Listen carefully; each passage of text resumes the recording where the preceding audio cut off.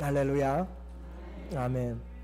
벌써 6월이 마지막 주가 되었습니다.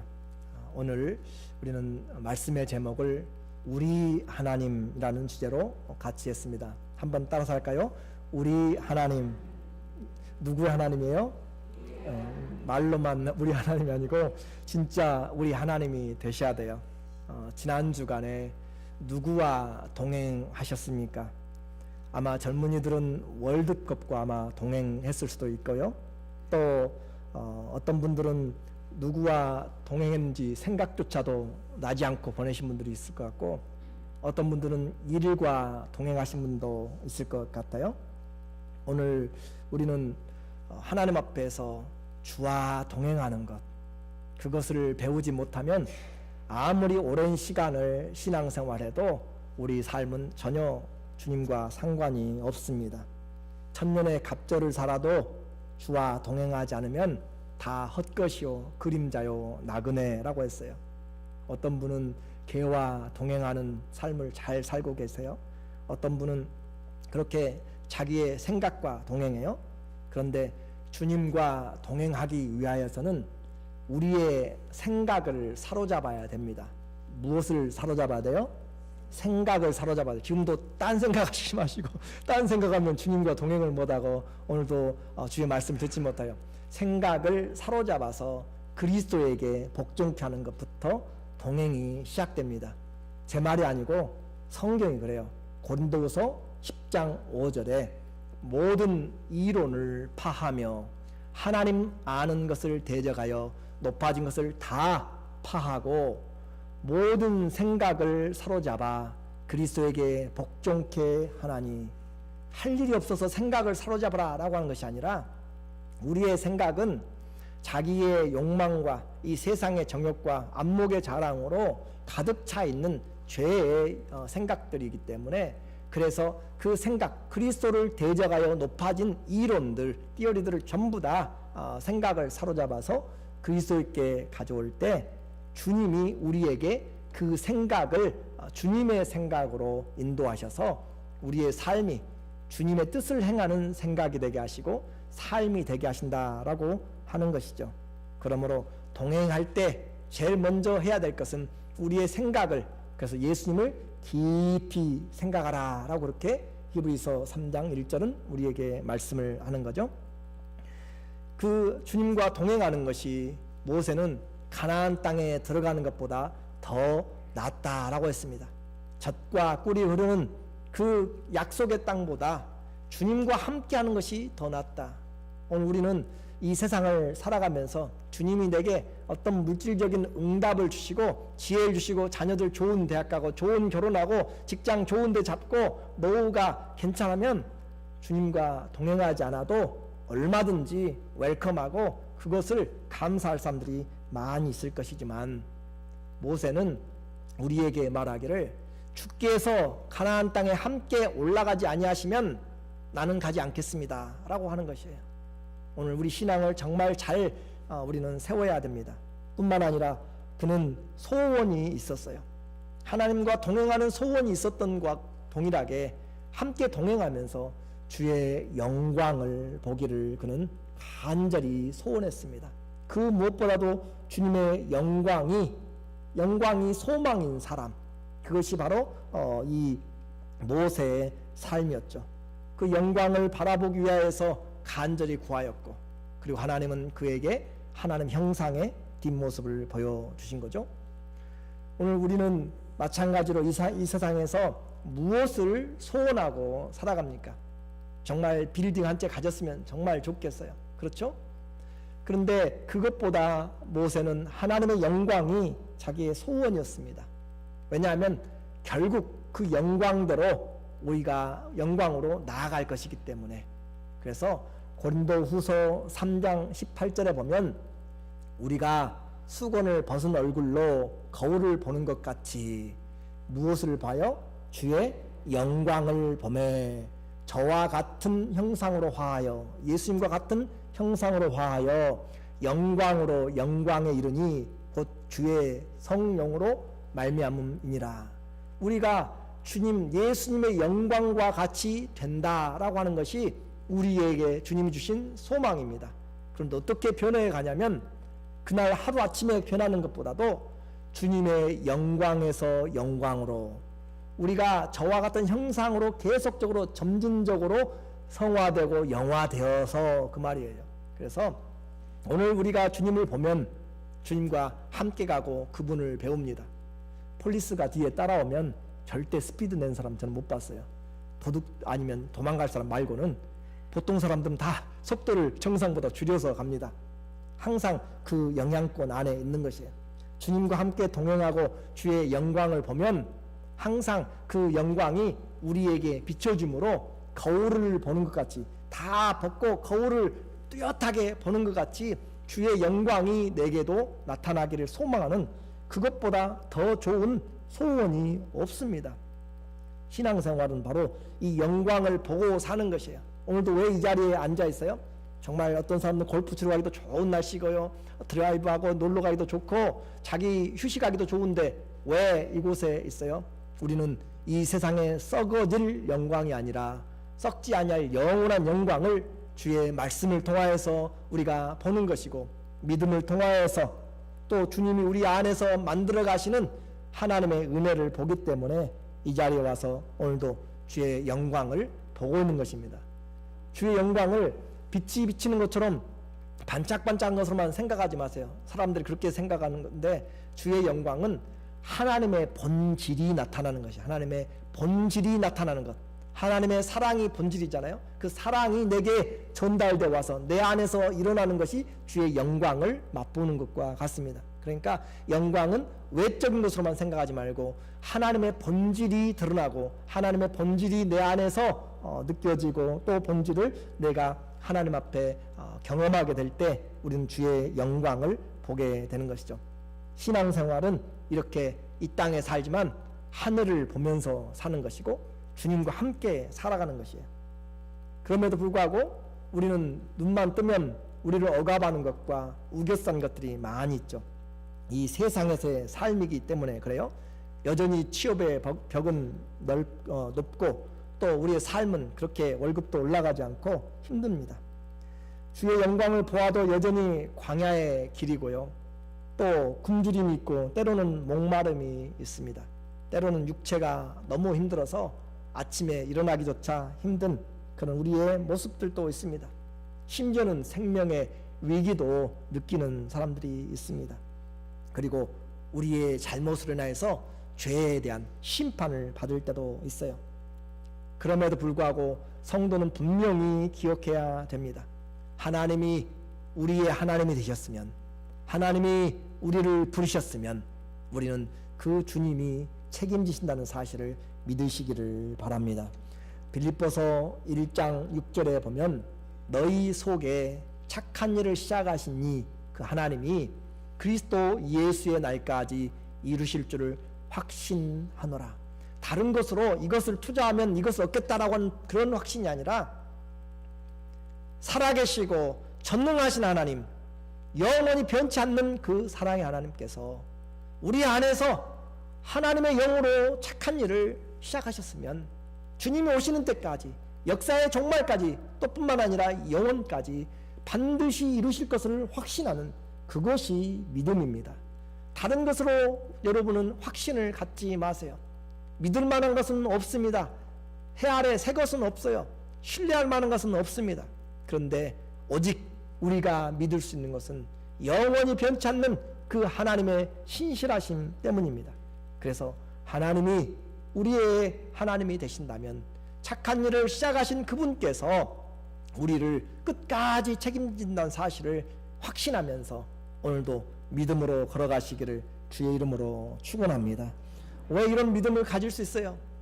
왜 그렇게 가능합니까?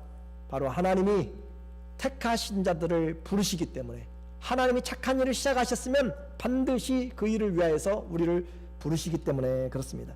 지금 우리가 읽었던 이사야 41장은 이스라엘이 말을 너무너무 잘 들어서 안 들은 거죠. 너무너무 안 들어서 하나님이 그들을 포로로 내보낸다라고 그렇게 하시고 그들을 전쟁에서 패하게 만들고 포로되도록, 나라가 멸망하도록 그렇게 만들어 놓은 이후입니다. 어떻게 하면 예수님 믿는데 그렇게 힘들게 살 수 있어요? 어떻게 하면 이스라엘이 하나님을 믿는데 나라를 잃어버리고 먼 나라로 그렇게 이민을 가게 되고 노예로 끌려가게 되고 나라 자체를 빼앗겨 버릴 수가 있어요? 하나님은 하나님의 계획을 가지고 계십니다. 그래서 지금 유다는 약한 존재입니다. 다른 그 큰 바벨론이라고 하는 나라에 섞여서 살아가고 있는 정말 눈에 보이지도 않는 그런 존재가 되었습니다. 그런데 죄로 인해서 그렇게 끌려갔지만 주님께서 그들을 다시 돌이킬 것이다. 내가 한 왕 고레스를 세워서 그를 다시 너희를 돌이킬 것이다 라고 그렇게 구원으로 이제 그들에게 다시 위로의 말씀을 전하고 있는 내용이 바로 41장입니다. 오늘 본문 2절에 보면은 누가 동방에서 사람을 일으키며 의로 불러서 자기 발 앞에 이르게 하였느뇨. 열국으로 그 앞에 굴복하게 하며 그로 왕들을 치리하게 하되 그들로 그의 칼에 티끌 같게 그의 활에 불리는 초계 같게 하매. 하나님께서 그 포로되고 흩어져 버린 무너지지 않을 것 같은 대제국 바벨론을 하나님께서 그들을 치기 시작합니다. 그리고 한 사람을 이렇게 세워요. 동방에서 사람을 일으키는데 페르시아를 세웠던 그 고레스를 세운단 말이죠. 그 고레스를 세워서 의롭게 하나님을 불러서 자기 발 앞에 이르게 하였느냐. 그가 열국들을 쳐나갑니다. 고레스의 그 진격의 역사들의 기록을 보면 왕국들이 나라들이 그 앞에서 문을 열게 되고 그가 가는 곳곳마다 전쟁을 승리하게 됨으로써 하나님이 함께 하셨음을 나타내는 증거들을 많이 이야기합니다. 그래서 굴복케 하고 왕들로 치리하게 하되 그들로 그의 칼 앞에서 티끌같게 그의 활 앞에서 다 무너지도록 그렇게 누가 이 일을 행하느냐? 바로 내가 하나님이 행한다 라고 그렇게 하시는 거예요. 이 일을, 이 모든 일들, 죄로 말미암아 포로된 것과 그들을 돌이키려고 하나님이 한 왕을 세워나가는 일, 이 모든 것들을 하나님이 지금 계획하신다. 4절의 내용입니다. 41장 4절에 이 일을 누가 행하였느냐? 누가 이루었느냐? 누가 태초부터 만대를 명령하고 정하였느냐? 다 여호와라. 태초에도 나요, 나중에 있을 자도 내가 곧 그다. 내가 곧 그 하나님이다 라고 말씀을 하고 있습니다. 오늘 우리는 잘 알지 못해요. 내 인생의 길을 알지 못합니다.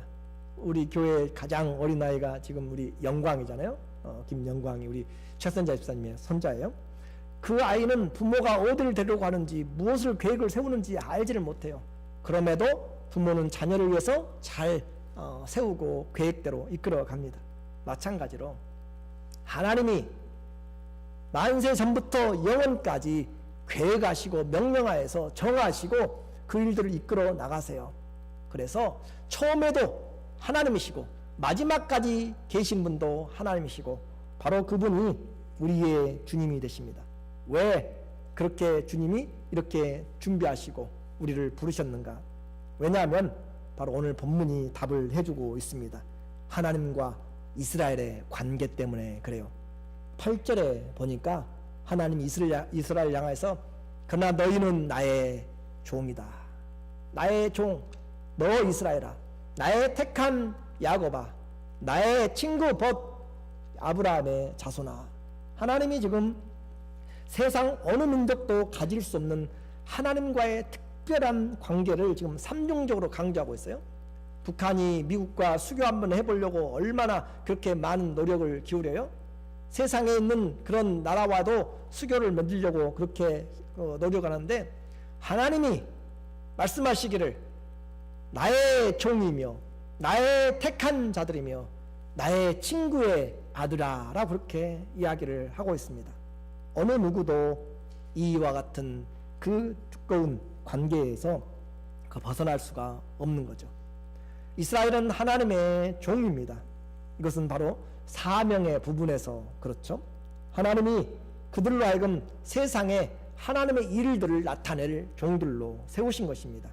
그리고 종이다라고 이야기하면 거기에는 반드시 관계되는 계약이 있습니다.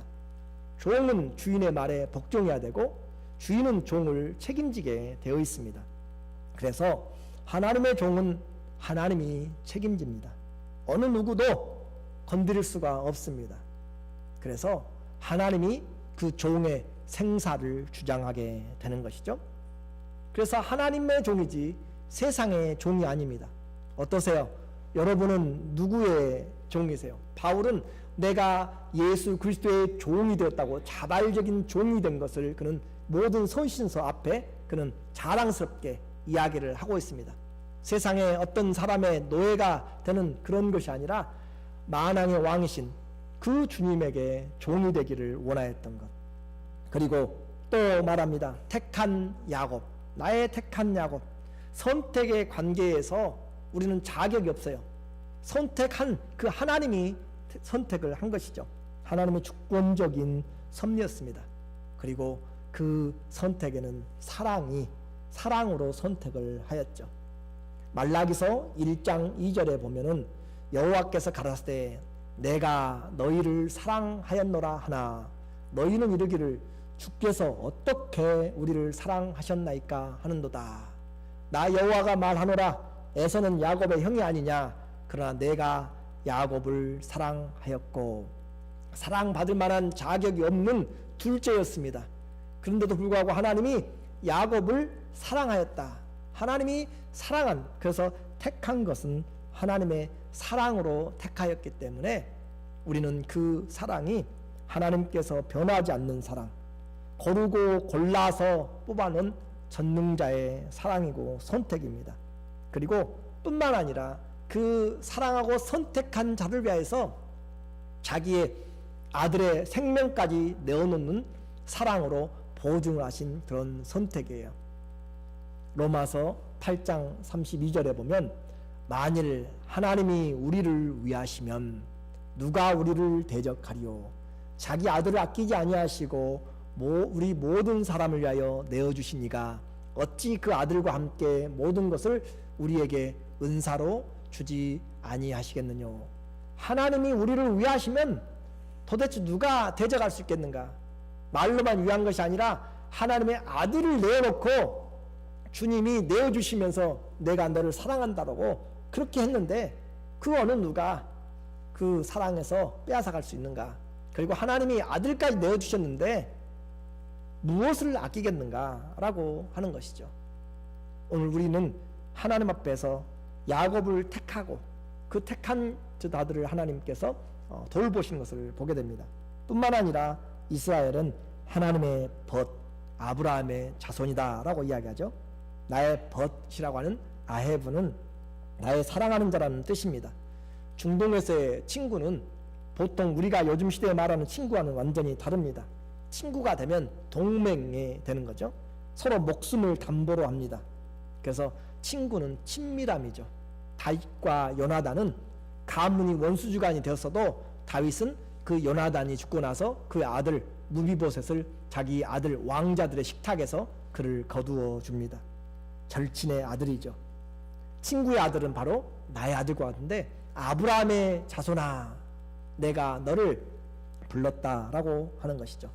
아브라함의 자손만 해당되면 또 우리는 상관이 없다. 이스라엘 아니니까 그렇게 생각할까 봐서 성경 우리에게 육신으로 아브라함의 자녀가 되는 것이 아니라 믿음으로 아브라함의 자녀가 된다라고 이야기를 해줍니다.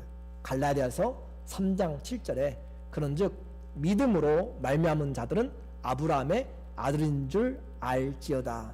다른 혈통으로나 육신의 정욕으로 가문으로 족보로 되는 것이 아니라 오직 믿음으로.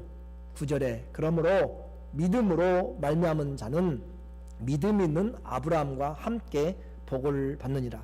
그래서 아브라함은 모든 믿는 자들의 조상이 되는 것이죠. 오늘 하나님이 그들을 택한 자들을 부르셨습니다. 불러내시고 이제 어떻게 할까요? 하나님이 그들을 불러내시기 위해서 각 모든 곳에서 찾아내십니다. 나라가 흩어지니까 나라가 없어지니까 전국 각지로 세계로 흩어져 나가는 그 디아스포라가 된 자들이죠. 그들을 불러냅니다. 41장 9절에 하나님이 어떻게 불러낼까요? 내가 땅 끝에서부터 너를 붙들며 땅 모퉁이에서부터 너를 부르고 내게 이르기를 너는 나의 종이라. 내가 너를 택하고 실어버리지 아니하였다 하였노라. 정말 삶에 겨워서 매일매일 살아가기도 힘든 땅끝까지 흩어져 가지고 장사하며 먹고 살기 위해서 정말 남의 밑에서 일하는 그곳까지, 또 다른 편으로 모퉁이에 아무도 찾아주지 않는 그 후미진 곳에 버려진 것 같은 그 위치에 있는데, 어두운 곳에 있는데 관심도 두지 않는 그곳까지도 하나님이 우리를 불러내시고 너는 나의 종이라. 내가 너를 택하였고 실어버리지 아니하였다. 하나님의 눈에는 여러분이 어디에 있든지, 땅 끝에 있든지 바다 밑에 있든지 별 위에 자리를 틀지라도, 오베다의 말이잖아요. 어디에 있든지 하나님의 눈에서 피할 자가 없습니다. 하나님이 우리가 새처럼 바다 끝까지 날아가서 그곳에 자리를 펼지라도 하나님은 그곳에도 계신 하나님. 오늘 그 하나님이 우리를 찾아내시고 찾아오시고 우리를 불러서 하나님의 관계를 회복시킵니다. 왜 그래요? 그분이 우리를 사랑하시기 때문에. 이사야서 43장 1절에 보니까 야곱아 너를 창조하신 여호와께서 이제 말씀하시느니라. 이스라엘아 너를 조성하신 자가 이제 말씀하시느니라. 너는 두려워 말라. 내가 너를 구속하였고 내가 너를 지명하여 불렀나니 너는 누구 것이에요? 내 것이라. 하나님의 것은 아무도 빼앗아가지 못합니다. 우리 한국 요즘 말하잖아요. 어머니가 얼마나, 한국 여자분들이 어머니가 강한지 몰라요. 그렇죠? 거기서 아들을 뺏어낸다는 것은 어느 누구도 할 수가 없을 것 같아요. 그런데 그런 수준이 아니라 하나님의 손에서 내가 너를 창조하였기 때문에, 내가 너를 만들었기 때문에, 내가 너를 핏값으로 구속하였기 때문에 너는 내 것이라. 아무도 빼앗아가지 못한다라고 하나님이 오늘 우리에게 말합니다. 여러분, 우리가 이 자리에 있는 것이 그냥 되는 것이 아니에요. 하나님이 이 같은 사랑으로 되어진 것이죠. 그래서 죄를 비록 범하였지만 하나님 그를 다시 불러내서 회복시키십니다. 여러분이 어디에 있든지 동서남북에 흩어져 있어도 다 불러 모아 찾으실 것입니다. 이것이 우리 믿음의 소망입니다. 비록 성도가 주님 앞에서 날마다 넘어질 수 있어요. 그럼에도 불구하고 하나님은 주의 증인으로 다시 불러서 모으십니다. 그리고 하나님이 불러 모으신 다음에는 그들을 도와주시기 시작합니다. 이제 죗값을 지불하고 그들이 돌아와서 하나님이 도우시죠. 택하신 자들의 하나님이 되어주시고 아버지 역할을 해주신다라고 하는 거죠. 두려워 말라 10절에 이야기합니다. 42장 10절에 두려워하지 말라 내가 너와 함께함이라. 놀라지 말라 나는 내 하나님이 됨이라. 내가 너를 굳세게 하리라. 참으로 너를 도와주리라. 참으로 나의 의로운 오른손으로 너를 붙들리라. 오늘 주님이 그들을 불러내면서 하신 말씀이 있어요. 두려워하지 말라. Do not fear. 그렇죠. 하나님이 너희와 함께하기 때문에, 내가 너희와 함께하고 있기 때문에, 여러분이 어디를 가든지 하나님이 함께하신다. I am with you. 그러면은 그곳이 전쟁터든지 어느 곳이든지 우리는 두려워할 필요가 없습니다. 하나님이 내가 너와 함께함이라. 이 세상은, 또 특별히 이스라엘은 작은 나라이기 때문에 수많은 강대국들의 위협이 있어요. 마치 한국이 큰 나라들 사이에 끼어서 힘들고 어려운 것처럼 성도가 세상을 사는데 사단의 많은 유혹과 또 공격들이 있습니다. 그러나 두려워하지 말라. 하나님이 우리와 함께 계신다. 두려워하지 않으면 어떻게 돼요? 담대하게 되는 거죠. 여러분, 두려워하지 않으면 아무런 겁낼 것이 없습니다. 나를 두렵게 만드는 것, 교회를 두렵게 만드는 것, 그것들이 하나도 주님이 함께 하시면 우리를 두렵게 할 것이 없다. 전능자가 함께 계시면 주눅들 필요가 없습니다. 심지어 닭 싸움에서도 닭 주인이 함께하면 닭이 얼마나 기가 사는지 몰라요. 그런데 하나님이 우리와 함께 하시면 우리는 얼마나 담대하고, 그래서 10,000만인이 나를 둘러설지라도 나는 두려워하지 않는다. 다윗은 그렇게 시편 3편에서 이야기하잖아요. 오늘 우리에게 세상 피조물로 두려운 일들이 많습니까? 우리를 우겨싼 일들이 많아요. 그러나 오늘 분명하게 말씀하십니다. 두려워하지 말라. 내가 너와 함께 함이니라. 목숨까지도, 죽음까지도 우리에게 두려워하지 말라라고 하는 것이죠. 나와 함께 하시는 분이 모든 세상 만물보다 크시기 때문에 내가 너와 함께 한다. 그리고 주님 거기서 멈추지 않습니다. 놀라지 말라. 나는 너의 하나님이 됨이라. 주님이 나의 하나님이 되시기 때문에 어떤 일이 있어도 떨지 말라. 생각지 못한 일들이 다가올 수 있습니다. 힘들게 해서 심장 뛰는 일들이 있을 수 있습니다. 그런데 내가 너의 하나님이잖니, 내가 너의 아버지잖니 라고 주님이 말씀하세요. 그래서 이 기이한 일의 장본이 바로 나다. 나는 전능하신 하나님이다. 놀라지 말라. 간 떨어지지 마라. 모두 너를 위해서 하나님이 행하실 수 있는 일이다 라고, 하나님을 이길 자 아무도 없다라고 이야기를 하고 있습니다. 뿐만 아니라 왜 그렇게 해요? 내가 너를 굳세게 하리라. 하나님이 우리를 굳세게 합니다. 하나님이 우리를 도와준다고 이야기하십니다. 참으로 나의 의로운 오른손으로 너를 붙들어 주리라 라고 이렇게 이야기를 하고 있습니다. 원수들을 파하고 하나님이 우리를 붙들어 세워집니다. 또 도와주셔서 흔들리지 않도록 그렇게 만들어 주시죠. 그래서 하나님 앞에 하나님이 함께 하시고 세워주시면 모든 문제들이 해결되고 또 원수들이 무너져 내리게 되죠. 11절 함께 하시는 하나님을 보세요. 보라, 네게 노하던 자들이 수치와 욕을 당할 것이요 너와 다투던 자들이 아무것도 아닌 것 같이 멸망할 것이라. 없어질 것을 향해서 너무 신경 쓰지 마시고 스트레스 받지 마세요. 우리는 영원히 주님과 함께 승리하는 자들입니다. 우리에게 화를 낸 모든 사람들이 수치를 당하고요 당황할 것입니다. 결국은 허무하게 될 것입니다. 12절에 다시 한번 강조를 하네요. 네가 찾아도 너와 싸우던 자들을 만나지 못할 것이요 너를 치는 자들은 아무것도 아닌 것 같이 허무한 것 같이 되리라. 그들은 나띵이다, 아무것도 아니다 라고 그렇게 주님이 이야기를 해주고 있습니다. 왜냐하면 내가 너를 도와주기 때문에. 13절에 다시 하나님의 도움을 이야기합니다. 이는 나 여호와 너의 하나님이 네 오른손을 붙들고 내게 이르기를 두려워 말라. 내가 너를 도와주리라 할 것이니라. 정말 지금 보면 암담한 날이죠. 그렇죠? 지금 이제 포로되어 가서 아무것도 손에 잡히지 않는데 지금 하나님 무엇으로 말씀하세요? 그들에게 하나님의 위로의 말씀으로 선지자를 통해서 말씀을 주고 있어요. 때가 되면 하나님이 이와 같이 하시겠다. 나 여호와가 뭘 걸고 맹세하세요? 자기 이름을 걸고 여호와 약속을 반드시 지켜 성취하시는 하나님의 이름을 걸고 말합니다.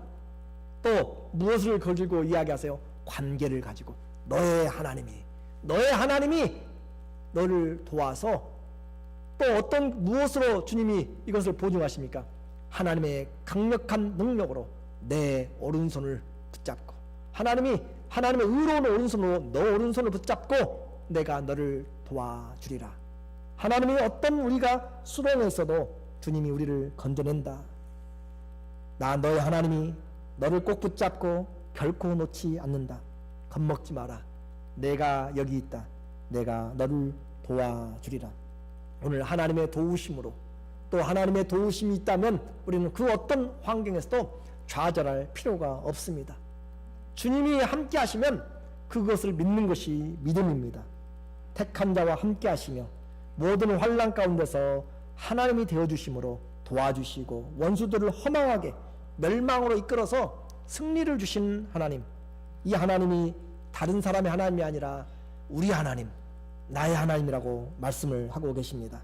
우리와 함께 하신 하나님, 능력의 하나님이 다시 말씀합니다. 두려워하지 말라, 놀라지 말라. 무슨 일을 만나도 오히려 내가 너를 도와줄 것이기 때문에. 그러면 우리는 감사와 찬양을 가지고 가겠죠. 결론적으로 말씀을 드립니다. 하나님이 이제 불러내었습니다. 하나님이 그들을 새롭게, 주님이 그들에게 승리를 주셨습니다. 그리고 이제 하나님이 그 택한 자들에게 하나님께서 새롭게 하십니다. 도우시는 하나님은 우리의 신분을 완전히 바꿔버립니다. 노예에서 왕으로 바꿔버리는 놀라운 기적을 행하시죠. 14절의 내용입니다. 지렁이 같은 너 야곱아, 너희 이스라엘 사람들아, 두려워 말라. 나 여호와가 말하노니 내가 너를 도울 것이라. 네 구속자는 이스라엘의 거룩한 자니라. 그래요, 우리는 지렁이 같은 사람입니다. 지렁이, 땅에 나와서 밟히고 차가 지나가도 알지 못하고 정말 자기 방어를 할 수 있는 것들이 전혀 보이지 않는 느리디 느린 그런 지렁이 같은 그런 존재죠. 그렇지만, 벌레 같지만, 그러나 하나님께서 그를 새롭게 하십니다. 세상의 혐오와 보잘것없는 땅에서 짓밟히는 그런 지렁이 같은 존재, 아무도 자기 자신을 보호할 수 못할 것 같은 그런 이스라엘 성도들을 하나님이 새롭게 하십니다. 나는 값을 치르고 너를 샀다. 거룩한 구속주라. 너를 사기 위해서 내 값을, 생명을 걸었다라고 하는 거죠. 거룩한 그분이 우리를 속량해냅니다. 더 이상 밟히고 또 없어지는 지렁이가 아니라 산과 열방과 언덕과 나라들을 통치하고 부서뜨리는 그런 강력한 심판자가 될 것이다 라고 이야기하죠. 아무리 태산 같을지라도 그 산들도 쳐서 다 없애버리는 그런 하나님의 새로운 새 타작기가 된다. 15절의 말씀이죠. 보라, 내가 너로 이가 날카로운 새 타작기계를 삼으리니 네가 산들을 쳐서 부스러기를 만들 것이며 작은 산들로 겨같이 날아가게 할 것이라. 그래서 하나님 앞에 나왔을 때 지렁이같이 정말 아무것도 할 수 없는 그였지만 그 산들을 향하여서, 작은 산들을 향하여서 바람에 날리는 겨처럼 다 쓸어버리는 그런 새로운 하나님의 창조자가 만드시는 그런 새로운 피조물, 새 타작기가 된다라고 말씀을 하는 거죠. 오늘 우리는 이게 무엇인지 잘 생각되지 않아요. 오늘 무엇이 이 말인지 잘 모를 수 있습니다. 그것은 성도를 하나님이 종에서, 죄의 종에서, 멸망에서 불러내어서 하나님 나라의 왕들로 세우신다라고 하는 것과 같습니다.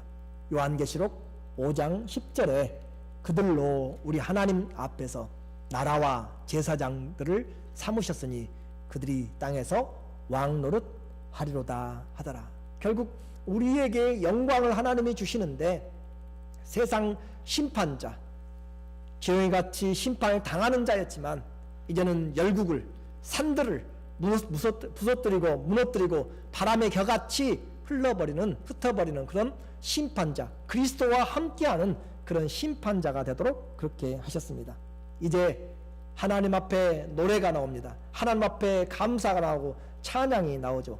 16절의 내용입니다. 16절에 내가 그들을 까부른 즉 바람이 그것을 날리겠고 회리바람이 그것을 흩어버릴 것이로되 너는 여호와를 인하여 즐거워하겠고 이스라엘의 거룩한 자로 인하여 자랑하리라. 오늘 하나님은 분명히 포로된 이스라엘에게 약속을 하셨습니다. 말씀을 주셨습니다. 오늘 이 말씀을 받은 이스라엘은 어떻게 이제 살아야 될까요? 그것이 우리의 다짐입니다. 이 말씀을 들었어요. 근데 여전히 포로 생활하고 있어요. 소망이 없습니다. 내게 다가오는 모든 것들이 내 마음대로 되지 않습니다. 그런데 우리에게는 말씀이 왔어요. 그것이 믿음이 돼야 됩니다. 오늘 우리의 삶에도 마찬가지입니다. 수고하고 무거운 짐진 자 여러분들에게 오늘도 우리는 하나님 말씀을 들으러 왔어요. 그리고 하나님은 여러분에게 이스라엘에게 했던 말씀을 오늘 우리에게 해주고 있습니다. 하나님이 우리의 즐거움이 되고 우리의 삶에서 하나님이 자랑거리가 된 것, 그것이 결국 하나님이 우리를 하나님 나라의 제사장과 나라로 만드시고 왕들로 세워나가실 것입니다. 우리는 그것을 보고 사는 것이에요. 믿음은 이 땅에서 사람들이 보지 못하는 것들을 보고 사는 것입니다. 그것은 여러분이 어떤 마음에 믿음이 있는지 그것에 의해서 판단되게 될 것입니다. 장래 소망을 가진 자는 오늘 고난을 두려워하지 않습니다. 오늘 다가오는 힘들고 어려운 것도 주님이 나와 함께 하시기 때문에 이것은 끝이 아니야, 아직 끝나지 않았어, 내 인생은 이 세상으로만 끝나지 않습니다. 하나님 앞에서 주님이 함께하여 주심으로 오늘도 다시 일어나서 주의 힘을 의지해서 두려워하지 말라, 내가 너와 함께함이라. 놀라지 말라, 나는 너의 하나님이 됨이라. 내가 너를 붙들어 주리라. 참으로 내가 너를 도와주리라. 참으로 나의 의로운 오른손으로 너를 붙들리라. 우리 주님이 오늘 우리에게, 우리 인생의 길에서 말씀하고 계십니다. 주님으로 즐거움을 삼고 주님을 자랑하는 나그네 된 신앙, 믿음의 길로 하나님께 감사하면서 살아가는 하나님의 사람들 다 되시기를 예수님의 이름으로 축원합니다. 아멘. 기도하겠습니다.